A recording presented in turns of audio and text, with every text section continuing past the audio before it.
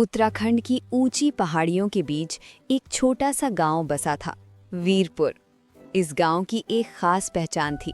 यहाँ लगभग हर घर से एक फौजी था।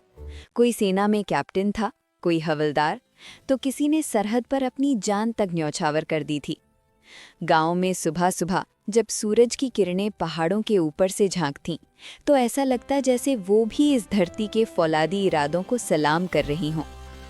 गांव वालों का मानना था कि वीरपुर सिर्फ एक जगह नहीं, बल्कि हिम्मत, त्याग और देशभक्ति का संस्कार है, जो पीढ़ी दर पीढ़ी चलता आ रहा है। एक दिन गांव के स्कूल में एक छोटा बच्चा आरव अपनी माँ से बोला, माँ, मैं बड़ा होकर क्या बनूं? माँ मुस्कुराई और बोली, बेटा, यहाँ बच्चे पूछते नहीं, अपने दिल से सुनते हैं। अगर दिल में देश की आवाज़ सुनाई दे तो समझ लेना तुम भी फौजी बनने के लिए ही आए हो। उस रात आरव ने अपने दादा से पूछा, दादाजी, आपने फौज क्यों ज्वाइन की थी? दादा ने अपनी पुरानी जैकेट से एक मेडल निकालते हुए कहा, बेटा, सरहद पर खड़े होकर जब तिरंगा हवा में लहराता है तो लगता है जैसे माँ भारत खुद हमें आशीर्वाद दे रही हो।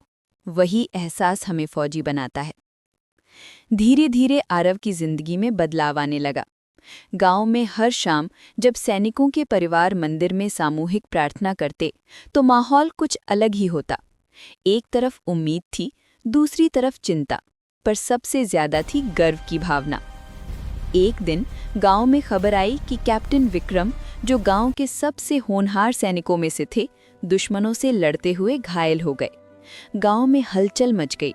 बच्चे चुप हो गए, महिलाओं की आंखों में चिंता भर आई, लेकिन सबकी जुबान पर एक ही बात थी, हमारे बेटे जल्दी लौटेंगे, वो वीरपुर के हैं, हार मानना उन्हें आता ही नहीं।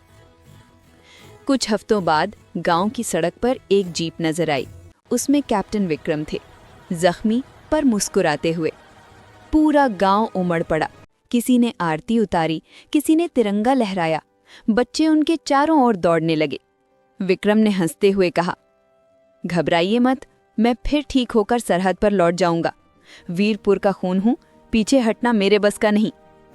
इस घटना ने आरव के मन में एक आग जला दी। उसने अपनी किताबें संभाली, रोज सुबह दौड़ने लगा, फिजिकल ट्रेनिंग करने लगा और हर फौजी चाचा ताऊ से कुछ न कुछ सीखने लगा। पूरे गांव का सपना था कि आरव भी एक दिन वर्दी पहनकर लौटेगा। सालों बाद जब भर्ती का दिन आया, परिवार की आंखों में गर्व और दुआएं थीं। आरव ने मजबूती से तिरंगे को सलाम किया और निकल पड़ा उसी राह पर जिस पर उसके गांव के अनगिनत बेटे जा चुके थे।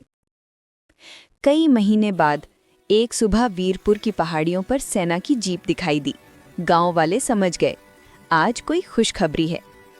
जीप से उतरा लेफ्टिनेंट आरव सिंह। नई वर्दी, चमकीले कंधे और चेहरे पर वही जज्बा जो वीरपुर की पहचान था।